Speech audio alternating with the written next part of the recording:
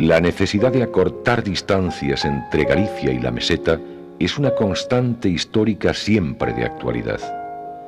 Las dificultades orográficas, económicas, políticas para lograrlo, también. Ejemplos hay, pero ninguno que haya sido, ni que quizás vaya a ser nunca, tan complejo como el de la construcción del ferrocarril del sur.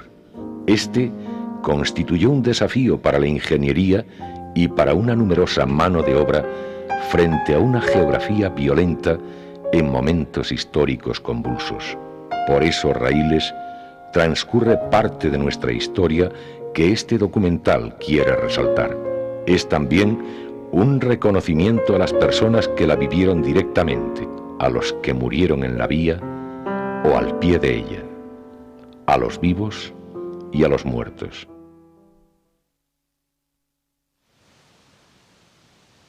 Como eu non sabía, os homes todos como eu non sabía. Non se sabía de que morrían. Sabíase que morrían, que decían que morrían do mal da vía. Aquilo era unha esclavitud que hoxe non habería quen a poder aturar ningún ser humano. As cousas de antiguas son moi malas de contar, porque se acordan de calamidades que se pasaron, e malas comidas, e moitas cousas malas. Aquilo foi como unha revolución. Moito medo porque empezaba a circular a voz de que ven mordaría, que ven mordaría.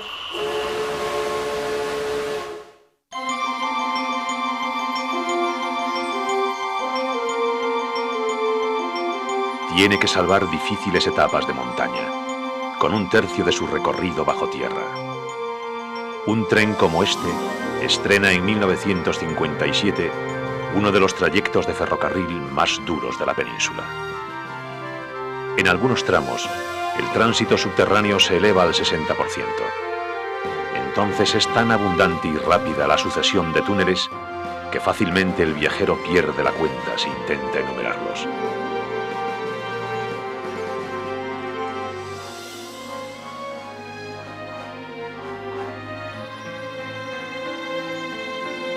Es el trayecto Puebla de Sanabria-Ourense.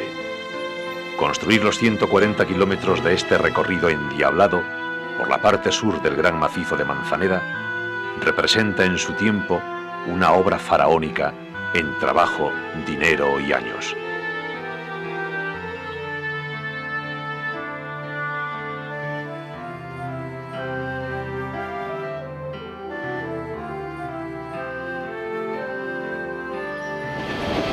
Conduce la máquina que recrea este viaje Buenaventura Durruti Santos, sobrino del histórico dirigente anarquista muerto en la Guerra Civil. El tío Durruti también había sido ferroviario antes de que decidiera empeñar su vida en pos de una revolución libertaria.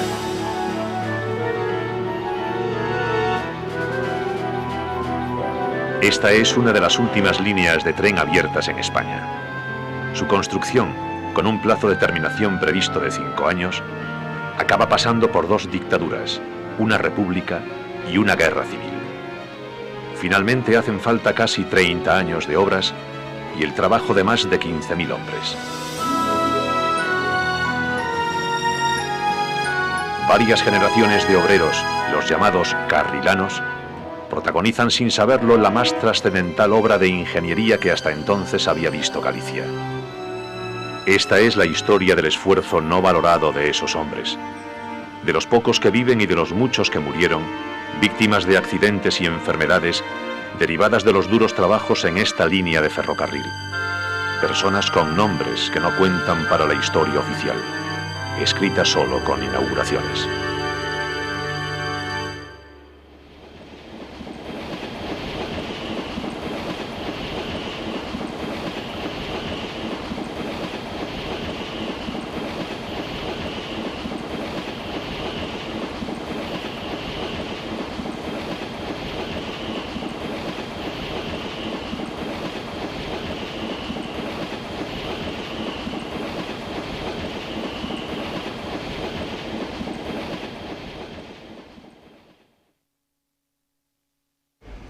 Este es el expediente de estudio de la línea de ferrocarril Zamora-La Coruña del año 1926. Estos y otros cientos de planos se fueron realizando durante los 30 años que duró la construcción de la línea ferroviaria. Evidentemente, la realización de la línea pasó por múltiples avatares. Este ferrocarril de Zamora-La Coruña, que es el que pasa por Ourense, se incluía en todos los planes ferroviarios españoles, pero la realización al final quedaba postergada.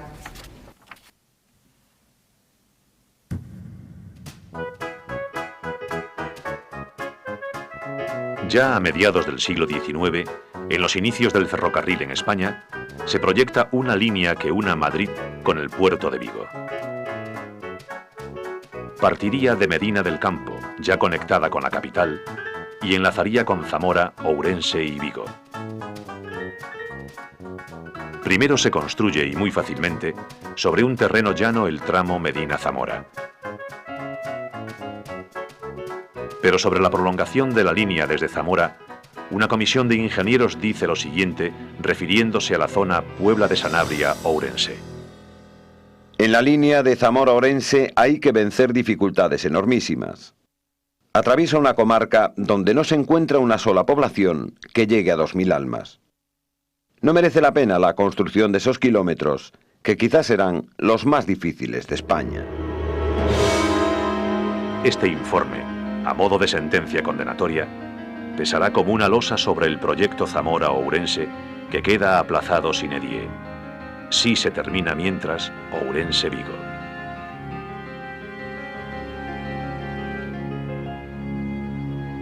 50 años más tarde, verano de 1927.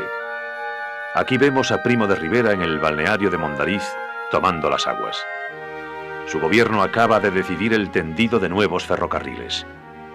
Recobra actualidad como una asignatura pendiente el Zamora-Ourense y se incluye en el llamado Plan Preferente de Urgente Construcción. Ahora parece pues que por fin va a realizarse. El Zamora-Ourense se va a prolongar hasta Santiago y A Coruña. Es la obra más importante y costosa del nuevo plan de ferrocarriles. Pero lo de preferente y urgente no será una ironía más. De hecho, la mala sombra que se cierne sobre esta línea ferroviaria no tarda en reaparecer.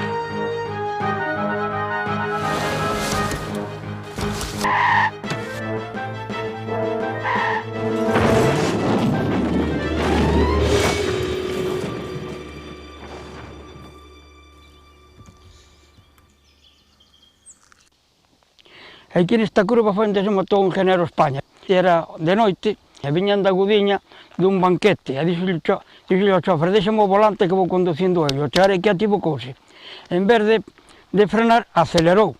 Dixo o chofer, que hizo don José? Dice, sálvese quen pueda. E marchou para baixo, e deu a chimpa, e ali ainda quedou nuns minutos movendo un poquinho as pernas, pero expirou enseguida. El ingeniero era José Fernández España, ingeniero jefe de las obras del ferrocarril Zamora-Ourense-Coruña. Su muerte conmociona a su ciudad natal, a Coruña, a la empresa constructora del ferrocarril y a los pueblos por los que va a discurrir esa línea. A raíz del accidente, uno de los primeros de tráfico registrados en Galicia, esta curva se conoce como la curva del ingeniero. Las obras del ferrocarril de preferente y urgente construcción aún no han comenzado y ya tienen el primer mártir. Las mayores sorpresas y dificultades, sin embargo, están por llegar.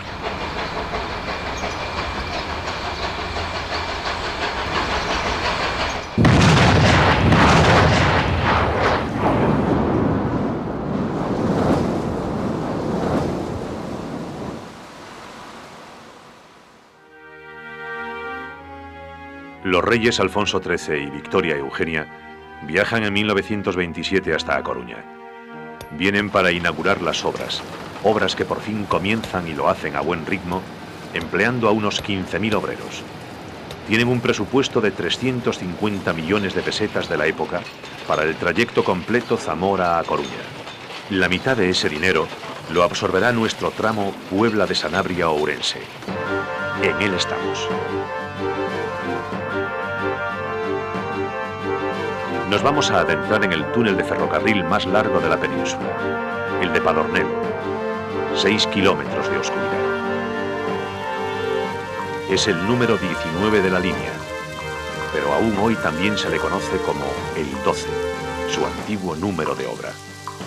Túnel 12, túnel 12, túnel de la Boca Negra, la perdición de los hombres de la juventud gallega. Este túnel tardó 25 años en terminarse.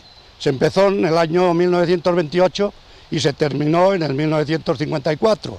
Aquí trabajó mi abuelo, mi padre y yo.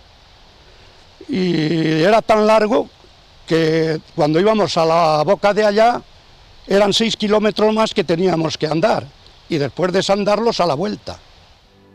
Túnel 12, túnel 12, túnel de mucha largura, que a más de 4000 hombres tú le has dado sepultura. Es tan largo que deciden abrir un pozo de 240 metros de profundidad desde el exterior de la montaña. Ese pozo permite atacar simultáneamente el túnel por varios frentes.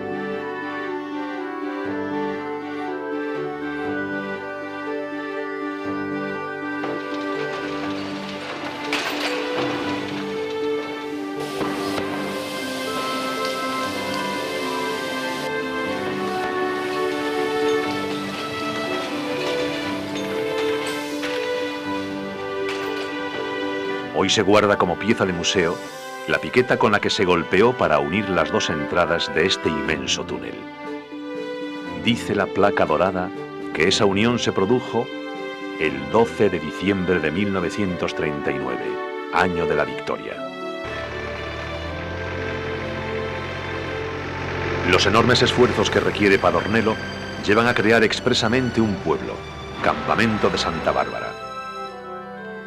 Acoge las oficinas y talleres de la empresa constructora. Tiene escuela, iglesia, casa cuartel de la Guardia Civil, fonda, enfermería. Servicios que son todo un lujo para la mayoría de otros pueblos de la época. Por algo la inauguración de este pueblo, lleno ese día de autoridades, se festejó con un ágape preparado por el prestigioso Ritz de Madrid y servido por camareros del mismo hotel. Un pueblo pues mejor que Requejo, porque tenía luz eléctrica, lo cual Requejo no la tenía porque el alcalde dijo que se espantaban las vacas y ponían la luz. Hoy Santa Bárbara no existe. Como queriendo borrar malas memorias, se derruye completamente al finalizar los trabajos de Padornelo, un interminable agujero que durante 25 años engulle innumerables recursos materiales y vidas humanas. Túnel 12, túnel 12, túnel de mucha largura, que a más de 4000 hombres tú le has dado sepultura.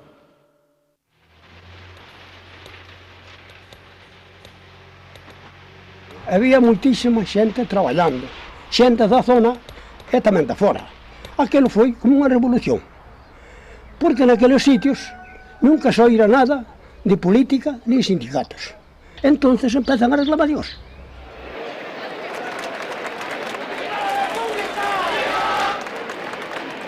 La proclamación de la República en abril de 1931 es muy bien recibida por un activo movimiento obrero. Este, sin embargo, pronto tendrá problemas con el nuevo gobierno. El socialista Indalecio Prieto no considera rentable el ferrocarril Zamora a Coruña. Como ministro de Hacienda, toma las medidas más impopulares para las obras ya iniciadas en esa línea. No lo olvidéis, la dictadura de Primo de Rivera con su alegre despilfarro aprobó obras producto de la fantasía y ha endeudado la economía española. Ahora hay que cerrar esa herida. Ni una peseta más para ferrocarriles.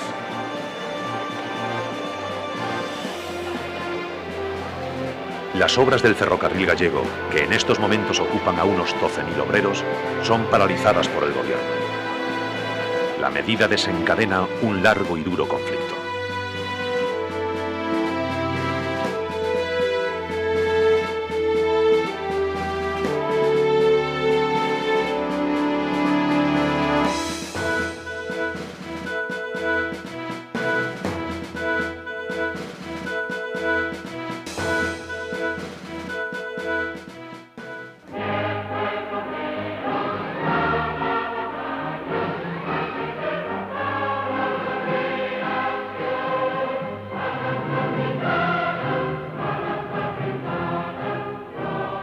Se inician protestas de anarquistas y comunistas, y los carrilanos asaltan el ayuntamiento de Vilar de Barrio y un polvorín de los túneles. Se dirigen a Berín y paralizan la villa. Moito medo porque empezaba a circular a voz de que veñamos da vía, e claro, a xente enseguida cerrarse nas casas, portas e ventanas, e claro, o follón era grande, porque viñan con petardos, con dinamita, armados con escopetas e con pistolas, había disparos ao aire. Se corría, que vais a Bordavia, que vais a Bordavia. Temor, eran temibles, porque venían mal dirigidos e mal aleccionados a armar bronca y a inutilizar los negocios y tal. Y los que teníamos un poco de nombre y tal, teníamos más miedo. Según la responsabilidad que tenías, así te entraba el miedo. Porque a un limpiabotas no le daba miedo, pero a los que teníamos responsabilidades, sí. Vimos que a Guardia Civil vamos apaleando a todos os obreros, que dicía, somos da vía. E ven que están apaleando a un obrero, entonces sale o meu cuñado, que era tipógrafo, e sale en defensa. E naquilo vimos que lle diron 2 culatazos ao meu cuñado, además era... Vamos, aquilo impuñía. Entonces a miña irmá saliu en defensa del e puxolle, entonces é cando lle pon, bueno, eu creo que hasta lle chamou bandido, e hubo palabras. Entonces poñenlle o fusil, ponlle a cara a miña irmá. E a miña irmá tuvo un arranque que colleulle o fusil e tiroullo. Eso foi así. La tensión del momento provoca que la Guardia Civil detenga en la entrada a Galicia por Sanabria a un grupo de jóvenes con acento andaluz que viajan en varios automóviles. Sospecha que vienen para intensificar aún más las protestas ferroviarias gallegas. Se confirma que se trata de un malentendido. Son en realidad los jugadores del Betis Balompié, líder de la segunda división, que viajan a Vigo para enfrentarse al Celta en partido de Liga y no unos infiltrados agitadores comunistas. En Ourense hay las manifestaciones más duras e incluso corre la sangre. Aquí en Ourense os obreiros manifestáronse un tanto violentamente, trataron de facer do daño apedreando os escaparates, as casas de xente rica, determinados individuos de certas tendencias políticas. Eu, con un amigo, pois estábamos surtindo de ferramentas de combate, pedras, cantazos, nun checo, unha especie de gabardina que era do amigo. Viñámosles a entregar aquí para que atacasen a Guardia Civil. A nós parecíamos que era un servicio que facíamos á comunidade. A Guardia Civil de Cabalo disparou sobre os individuos que eles vían rebeldes que os atacaban con pedras, e entre eles mataron a un rapaz estudiante. Toda la provincia de Ourense vive una semana de huelga general y dimiten corporaciones locales y diputados. La respuesta inesperada del gobierno es que el ferrocarril gallego lo paguen y construyan los ayuntamientos y las diputaciones. El ministro Casares Quiroga, gallego, se desentiende de este sorprendente plan. Alega que no pudo asistir al Consejo de Gobierno en que se aprobó porque dice: he estado 3 días enfermo en cama sufriendo de ántrax. La llegada de la guerra civil empeora las cosas aún más y los trabajos quedan bajo mínimos. Los carrilanos, destacados políticamente, pasan a la acción contra el levantamiento militar. Aquí en Lubián había moitos obreros e tiñan sindicato, entonces ordenaron de ir ao campamento de Santa Bárbara a asaltar o cuartel da Guardia Civil. Tamén foi o Vicente, que era afiliado de miña mamá. E dice lá a miña mamá: "A donde vas, Vicente? Que iréis a facer hoxe?" E dice: "Madriña, hoxe vamos a facer a nosa." E foi o primeiro que mataron.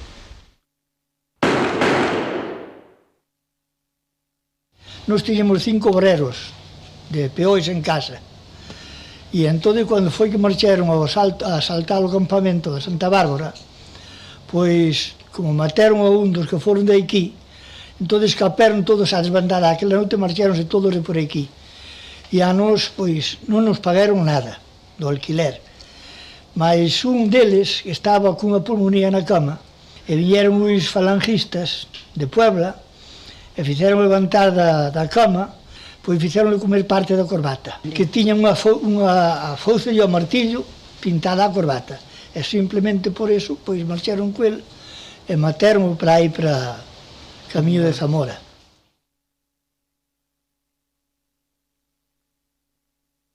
Viñan os dos sindicatos con escopetas e paus para dicindo que había que ir á revolución.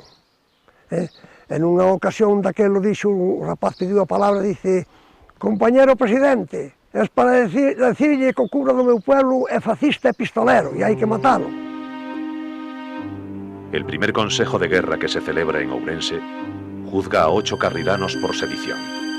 7 son condenados a cadena perpetua y 1 a muerte.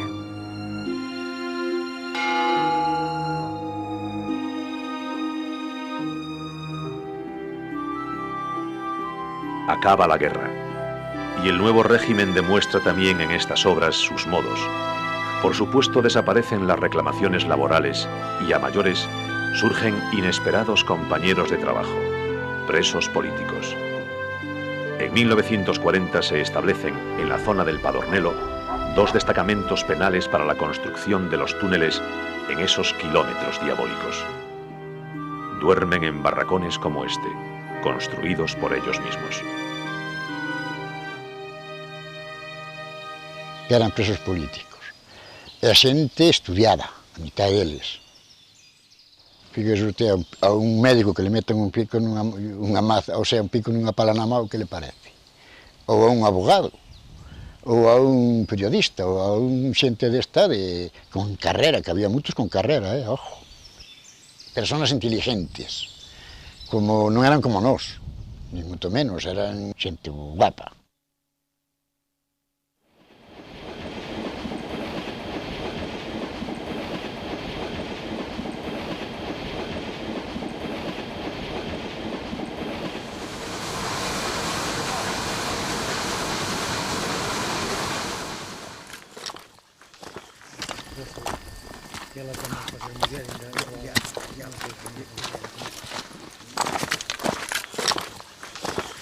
Esta línea do ferrocarril aquí fíxose como no oeste americano a Unión Pacífica, solamente que aquí nós, os galegos, fixemos o papel que fixeron ali os chinos, é dicir, traballar como a negros.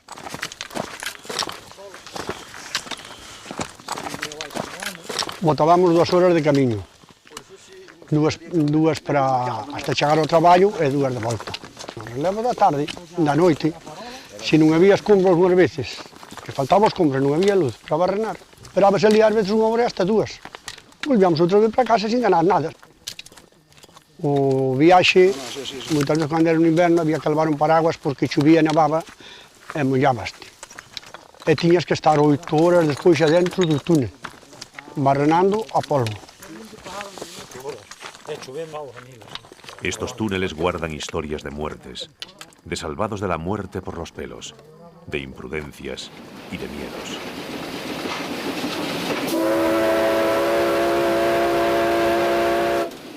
Hay un túnel de mal paso, qué túnel más desgraciado. En él se mató un obrero quedando allí destrozado. Otro obrero así decía: si también me mato aquí, dirá mi novia con pena que será hora de mí.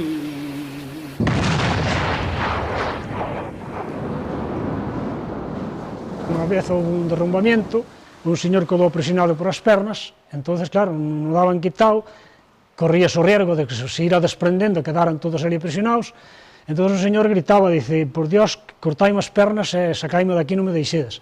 Logo, un pouco neste mesmo túnel, pero máis arriba, hacia os Muiños, outro parecidísimo, metían as mechas encendidas, cando neste xa sale o primeiro barreno, podíamos nos refugiar nos laterales, e despois debíamos pasar por diante nós pedras de 40-50 kilos volando por o aire. Caí, levanteime, vin que tiña esta muñeca montada, isto e aquí encima da muñeca. Fixen así, para levar algo ao seu sitio, e así quedou. O quedou isto mal colocado. Nunha ocasión íbamos nun camión e o chofer era un borracho, levantou o basculante e houve algunha fractura de brazos. Lastimáronse moitos. Despois, en outra, o mesmo chofer iba con 96 homes, puxose a orinar e deixou o coche solo, e morreu un, e ferímonos moitos. E cada un que se puxo a conta porque o seguro non respondía. Medidas de seguridade ninguna.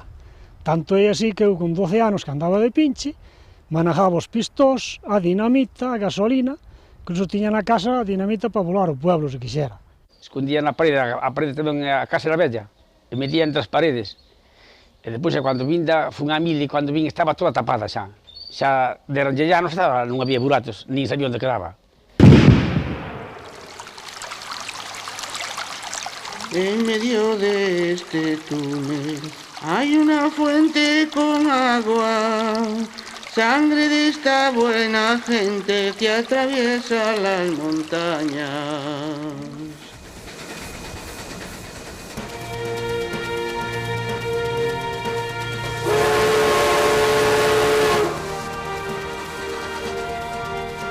Nos dirigimos al túnel de Ocorno, un túnel con historia propia. Nos recibe con dos bocas de entrada, cuando lo normal sería una sola. Sus 2,5 kilómetros de longitud son los más difíciles de construir de toda la línea ferroviaria. ¿Motivo? Aquí el terreno parece ser enemigo del hormigón e impide que éste frague.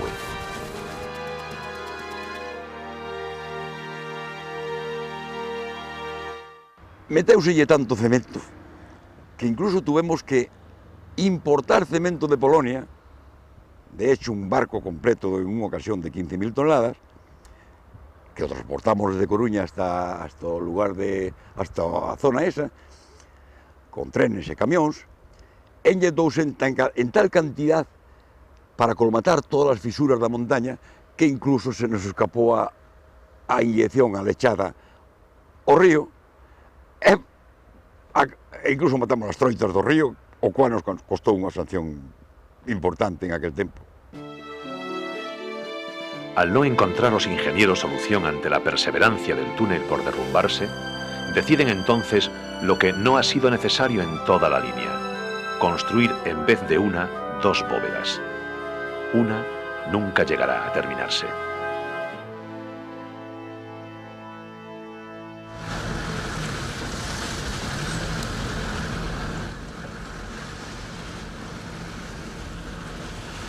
El terreno del túnel de Ocorno no es la única dificultad.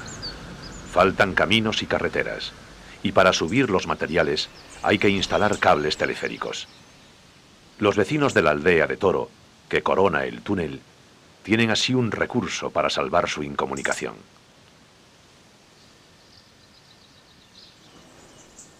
Los obreros viven en casas viejas arrendadas o en barracones de la empresa. Dormíamos todos nun barracón, 60 ou 70 homes, unhas veces había máis, outras veces había menos. Dabanche unha colchoneta cun dormanta, non había sábana, nin había nada.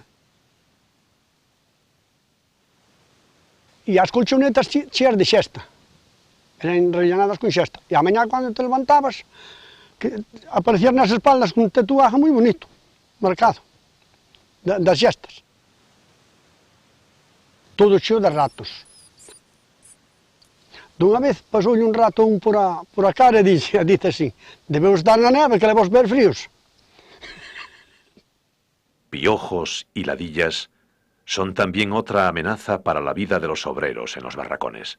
Había chinches a mazo, a chinche, as ladillas teño contado casos de chavalas que iban a bailar, en pleno baile, pois nas cejas, se te fijabas ben, había algunha que hasta nas cejas tiña ladillas. A ladilla é como o carracho, plantase no medio do pelo e vese a parte do cubo salida para fora.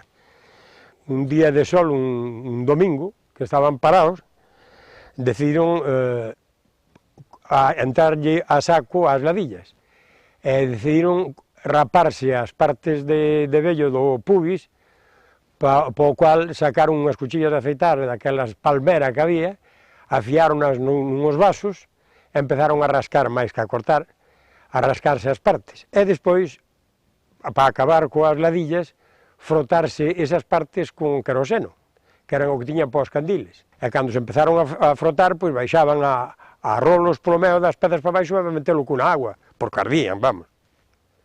A cura foi radical.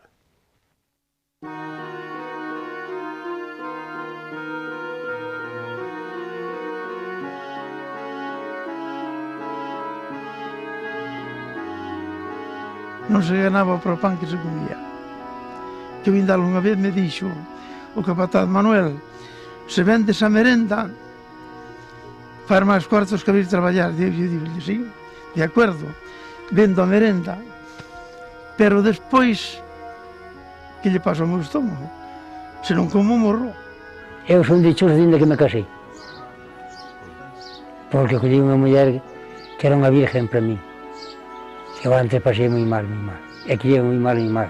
Logo ainda marchei á guerra, que era 30 e tantos meses, e meu pai que estaba chorando por mí, que era o único que lle daba algo de vivir. Era o único que traballaba, que ganaba 5 duros na vía para comermos e criar os irmãos. Que lle parece?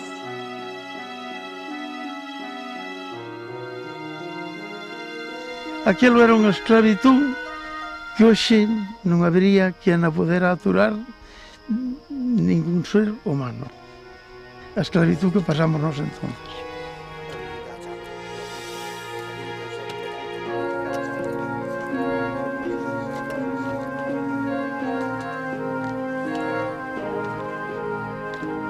Para min foron os máis malos da vida. Os máis malos anos que pasei na miña vida foron aqueles anos.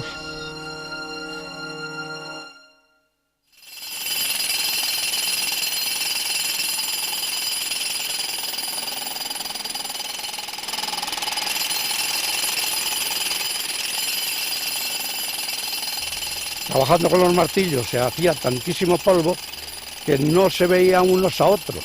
Se salían hasta con un dedo de polvo en la cara. Algunos se caían, se mareaban, se tenían que auxiliar unos a otros.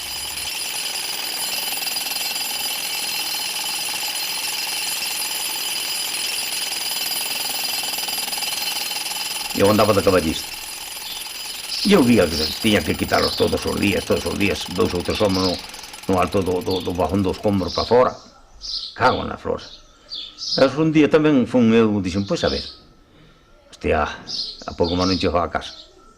Joder, tragaban polvo a mansalva, chupaban polvo como le daba a gana. E claro, a xente, hasta a ignorancia que tiñan, le gustaba salir así todos emburrallados, porque dicían que ganaban máis que os outros obreros, os barrenistas. A xente ignorante, pois todos querían ser barrenistas. E para presumir o pueblo coas mulleres e coas mozas, pois viñan todos enfarelados coa aquela merda daquel polvo da pedra, que parecían verdadeiramente mineros. E despois veo o malo. Xa empezaron os bronques a atascarse de polvo, de borrallo, e non se sabía por que era de que viña eso. Isto foi un desastre. Así morreron os homes todos novos. Quedei eu, aquí neste pueblo, quedei eu de casualidade. Moitos. E ainda están morrendo, Mas se moren, E cando entrei na oficina, lle dicen, bueno, fai-me falta un papel cos días que tiña traballados. E foi claro, mirou, así que mirou os papeles, mirou así para min, e dixo, usted está vivo? Dixen, pois estou, porque se non estivera vivo non viña aquí. Dixo, imposible, os días que usted ten traballados na vía, imposible que estive vivo, porque xa levaban morto, bueno, moitos. E dixen, pois estou. 7 anos, 6 meses e 15 días. Non se sabía de que morrían. Sabíase que morrían, que decían que morrían do mal da vía, pero nadie recibía nada, non pagaban nada. Dicían, mira, tal, morreu do mal da vía, pero entonces as viudas non recibían unha peseta. Aquí se llamaba el pueblo del Requejo de las Viudas, porque hubo 60 viudas, todas jóvenes. Al desconocer la enfermedad que sufren los carrilanos, los tratamientos médicos son siempre aventurados. Muchas veces se combate como si fuera la contagiosa tuberculosis. E acórdome como se fora hoxe, tiña 5 anos. Meu pai estaba na cama, enfermo, entonces queríame enseñar a ler. E claro, non me quería deixar chegar a él. E para me enseñar a ler, pois tiña unha vara así grande, mellor 2 metros. Non sabe, porque ele tiña aínda medo a distancia que estaba, que ao mellor me iba a contagiar. E íbame enseñando así os renglós, así como decía, así onde íbamos e así. E pois dicíalle, pero por que non pode ir aí onde a ti? E dice, pois porque non. Dicía, outras nenas van ao colo de seus pais, non, e eu non podía. Porque a mí non me colle no colo, meu pai. Entón, eso a min facíame, e quedoume de verdad gravado. Foi duro, moi duro.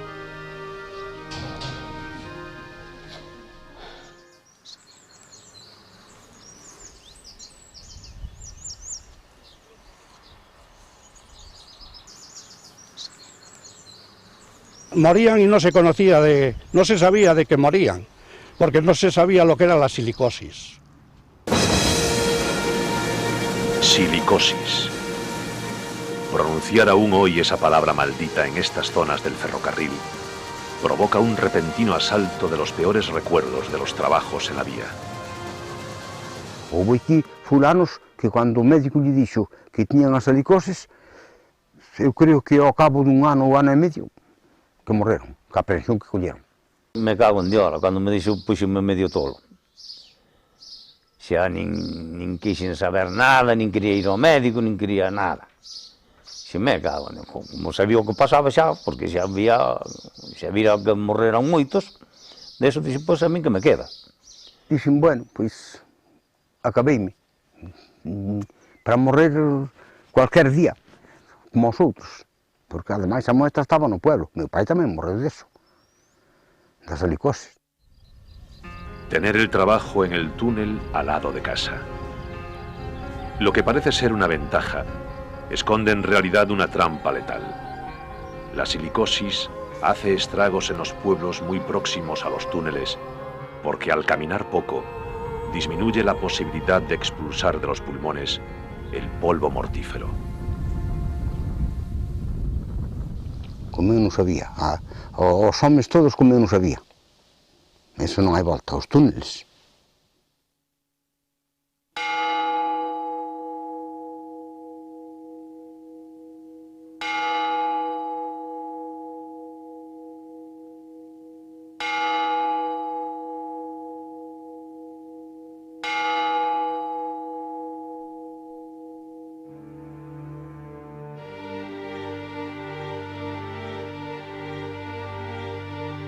Identificada la enfermedad y su origen, muchos carrilanos que han muerto del mal de la vía son desenterrados para certificar que la silicosis es la causa del fallecimiento y para que las familias puedan cobrar una pensión. Aquí en esta tumba está enterrado mi padre que murió de silicosis. Hubo que desenterrarlo por orden judicial y le hicieron la autopsia, porque había que Pues una cosa que entonces se hacía de esa manera, había que sacarle las vísceras, los pulmones y eso para saber si tenía silicosis o no. Yo recuerdo de pequeño que veníamos a esta tapia a ver los desenterramientos que hacían a los cadáveres de la gente de aquí del pueblo. Entonces a nosotros nos echaban porque aquello olía tremendamente mal. Ya digo que chovía a base de ben. Cando nos chegamos xa tiñan a tumba aberta, pero claro, non se sacou hasta que chegou o xuez. E de coña decía eu, Abelardo, mira que ben huele. Despois de 5 días enterrado naquela cantidad de lodo, de auga, de terra, estaba aquilo feito unha calamidade total, non se enteraban de nada. Era un pouco molesto eso, pero había que hacerlo. Claro, había que hacerlo porque para justificar tenía que desenterrarse el cadáver. Sí, y nos quedaron, para mi madre y para mí, 228 pesetas con 12 céntimos.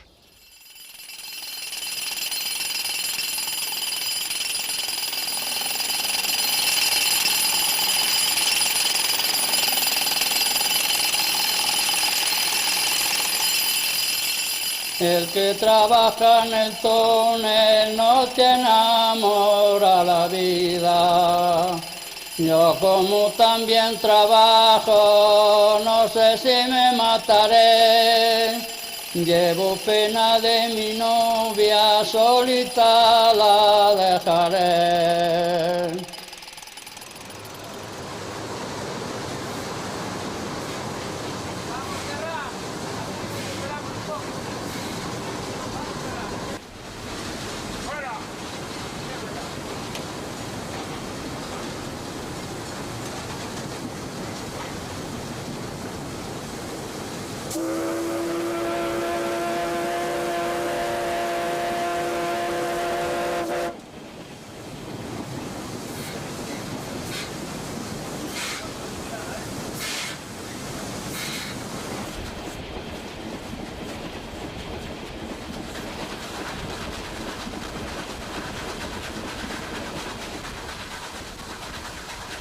El trabajo en el túnel es una amenaza mortal.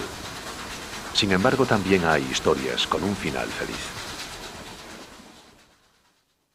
Éramos novios e entonces él andaba co martillo nunhas trincheras aí no túnel e eu entereime e díxele, mira, ou te deixas o martillo ou nos deixamos nós, porque non quero que aos 2 días ou aos 2 meses ou ao medio ano ou cando sea te pase o que le está pasando a todos. Claro, tú non querías que anduvera con martillo, que aquilo facía mal, e entón dixésteme que o deixaba o martillo ou me deixabas tú a mí.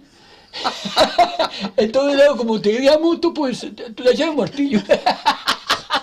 Claro, entón, claro. E así foi, e ao pouco tempo casémonos, claro.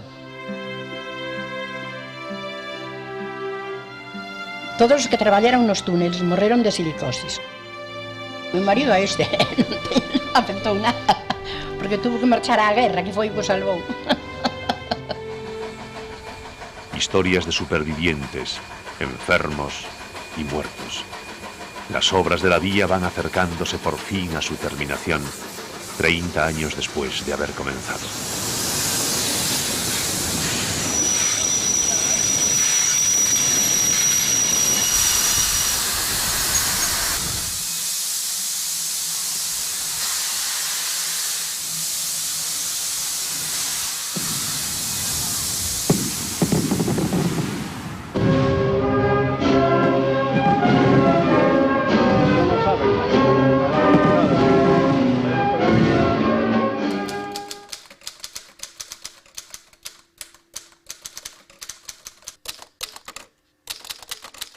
Espero del alto espíritu patriótico de todo el vecindario se adhiera con entusiasmo al recibimiento de su excelencia el jefe del Estado.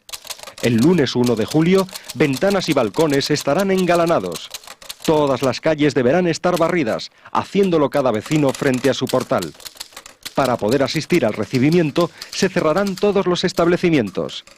Puebla de Sanabria, 28 de junio de 1957. El alcalde. Para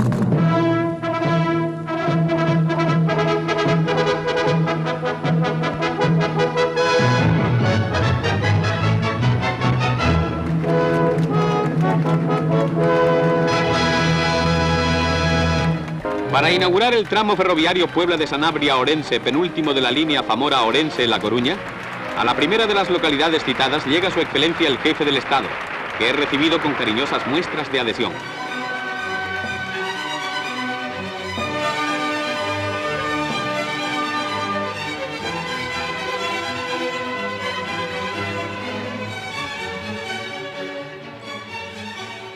Os alcaldes, os curas, invitaron aos paisanos a que foran á estación a presenciar a chegada de Franco.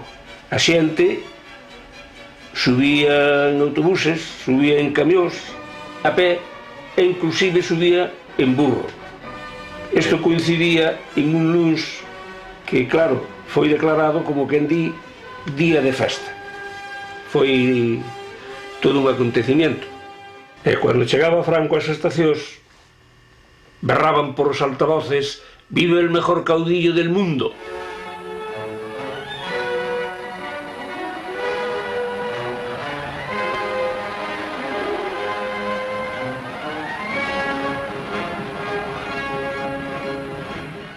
Cando Franco inaugurou a vía, eu subín a Campo de Becerros con unha cámara e isto foi o que gravei.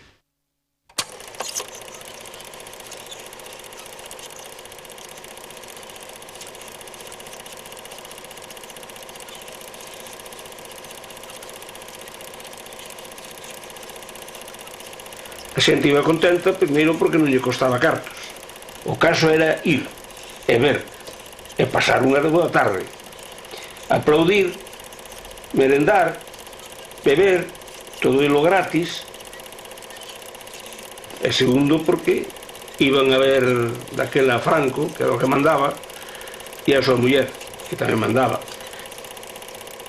Foi todo un acontecimiento.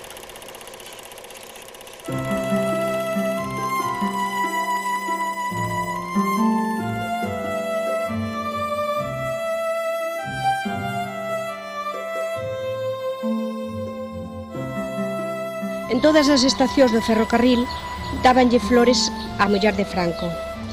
Eu tería sobre 8 ou 9 anos cando me eligiu o cura para darlle un ramiño collido do campo. Eu puxome moi nerviosa, levei como 2 semanas sin poder dormir. Para min aquelo era un acontecimiento grandioso, como unha cousa do outro mundo. Imagínate, ver a Franco e a muller en persona. Chegou o día e subín ao vagón a darlle un beixo e o ramo das flores. E que me chamou moitísimo a atención foi un collar de perlas que levaba. É que chamoume máis a atención o collar que a muller de Franco. El convoy llega a Orense y Franco con su esposa y los ministros de Obras Públicas y Agricultura y otras autoridades reciben el homenaje popular.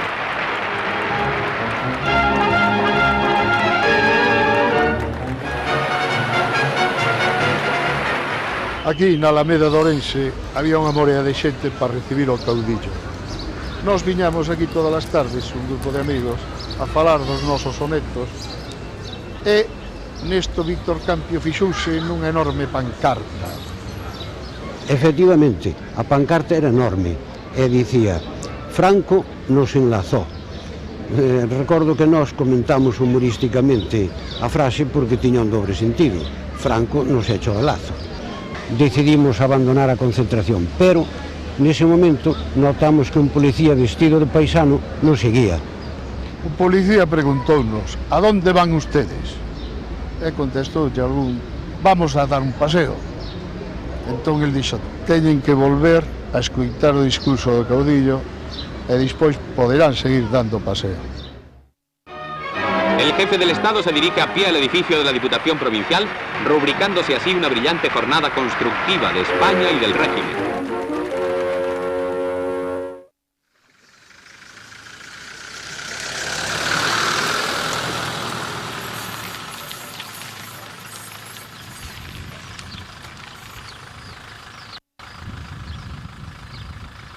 remoto que rolou, porque se ponía dos gatos.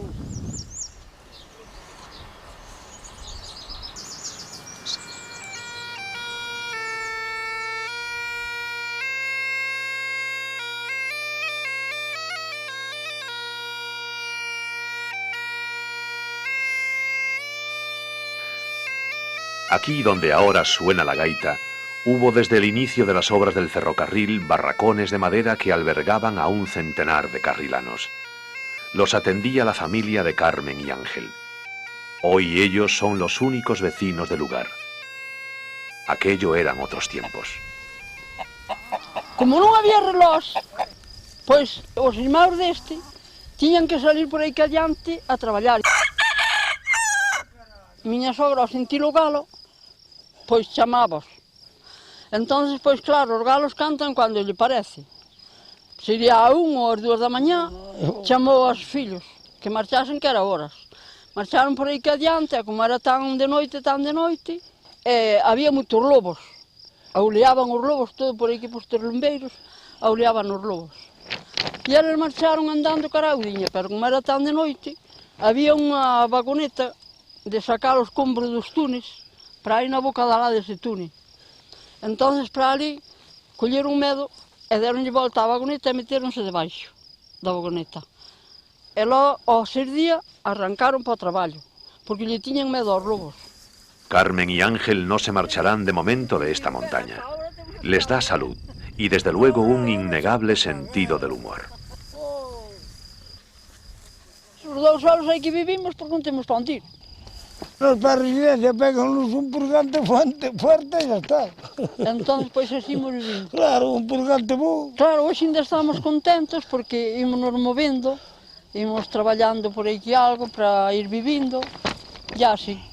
Eu considero-me feliz, porque eu anduve toda a vida por verme con unha muller solo no monte, e agora estou noite e día. Claro. Tamén tocabas ben a gaita, agora non sabes tocar. Ai, para a gaita agora acostumbrei-me que me toquen. Oh, que carallo.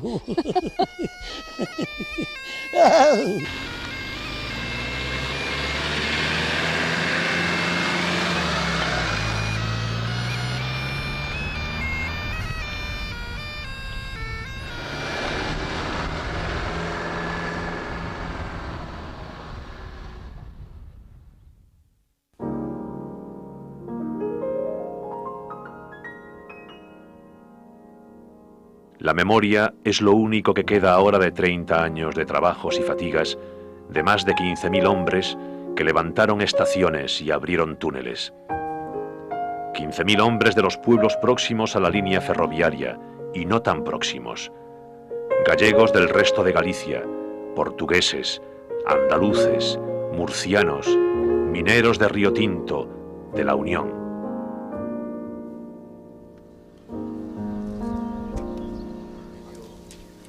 La memoria la reactivan en uno de los pueblos del ferrocarril, en Campo Becerros, muchos años después de aquella época de intensa actividad, que supuso una pasajera revolución social y económica para amplias zonas desoladas de montaña, con labriegos convertidos en asalariados, mujeres dando camas y comidas, casas arrendadas a familias enteras. Por vez primera, alguien recuerda el esfuerzo memorable de los carrilanos, de los vivos y de los muertos.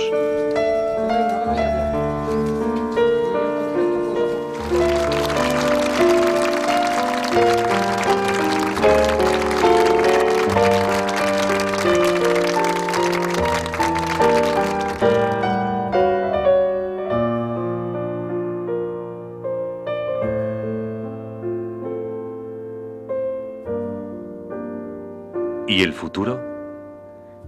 Las cada vez menos almas que quedan en estas montañas, cada vez más solitarias, recuerdan, viendo lo que hoy parecen restos de una batalla, lo animados que estuvieron estos lugares durante unos años. Y se activan los sueños.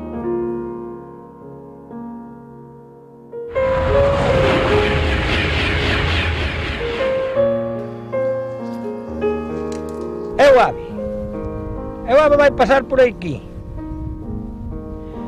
E habrá que facer uns túneles novos para o ave.